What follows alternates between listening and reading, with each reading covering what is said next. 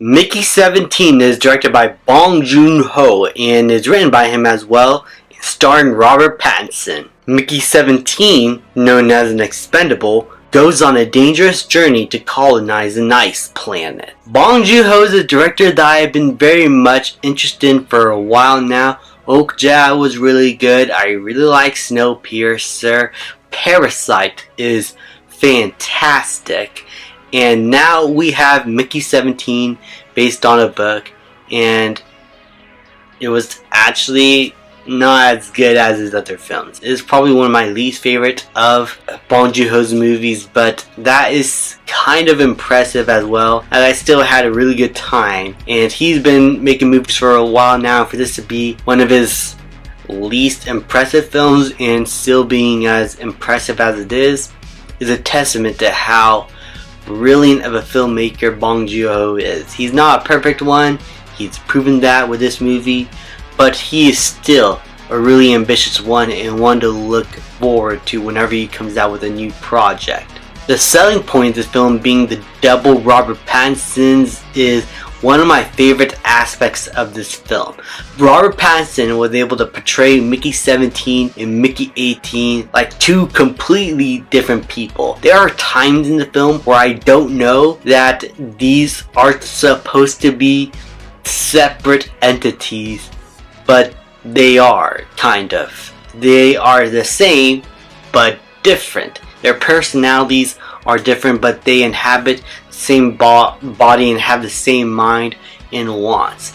And I really like how Robert Pattinson was able to banter off with himself with a bunch of conflict and personality with Mickey 17 and how secluded he is, while Mickey 18 is someone who just doesn't give a fuck and is just wanting to get this shit over with, and is kind of done, really. He's done being toyed around with, which showcases that Mickey 17 may have been on the verge of becoming this version of Mickey 18 and is now seeing how all of his pent up emotions have now just come out in this one being, and I guess he's trying to figure out a way to contain that, trying to figure out his purpose once again and what he's really meant to do. I think that inner conflict being able to come out and he's able to come face to face with his own demons, I found to be really fascinating. The film also has a really dark sense of humor. It's considered a dark comedy, and for the most part I kind of like the humor, mostly by the end of the film. I think the movie has a lot of good setup and payoff jokes that work pretty well, though the ambiance and atmosphere of the film kind of detracts from those jokes a bit and don't make them feel as punchy as it needs to be.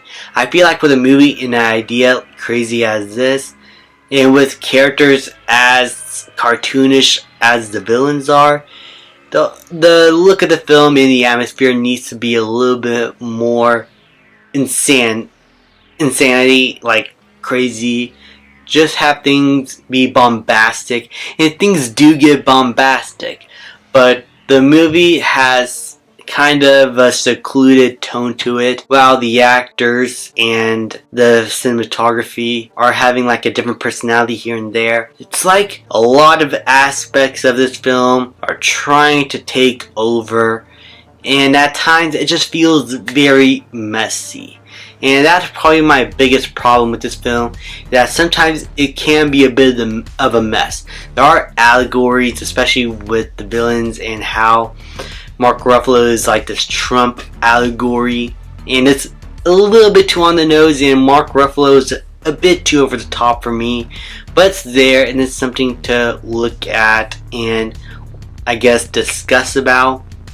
It's just that a lot of aspects of this film I feel like we're trying to clash in the middle of this movie. I do like the way it all starts, and how we get to understand Mickey as a character, and how shit his life becomes, and how he wants to get this job, the relationship he makes. I thought that whole portion of the film was really engaging and really fun to watch, especially when he and Mickey 17 eventually do meet. They try to figure out a way to be able to work together while not having be found out by the whole crew, because dual replicants are not allowed.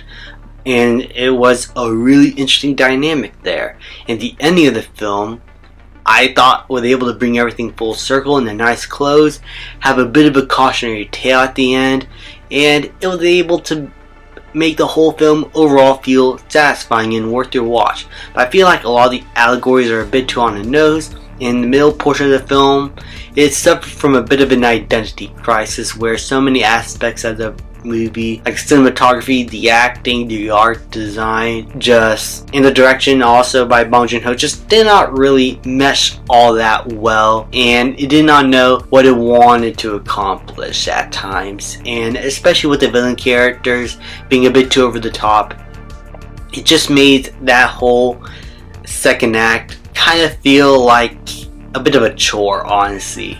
But the first act and third act was able to save the movie for me, have be really entertaining and worth the watch. But I could see plenty of people coming out of this film being very disappointed. It's not the most consistent Bong Joon-ho film, and the allegories and messages are a bit too on the nose for me, and some performances are a bit too over the top. But I still thought it was a lot of fun. The CGI and the effects of this film worked really well and blended well with the environment. Robert Pattinson is fantastic and is the best aspect of this film, especially with his dual roles. It was really fun to watch, and I had a really good time with this film. Though I think I'm going to watch movies like Snowpiercer and Parasite a lot more than this one. I'm going to give Mickey 17 a B. Thank you guys so much for watching. Please leave a like, subscribe, comment, and I will see you guys next time.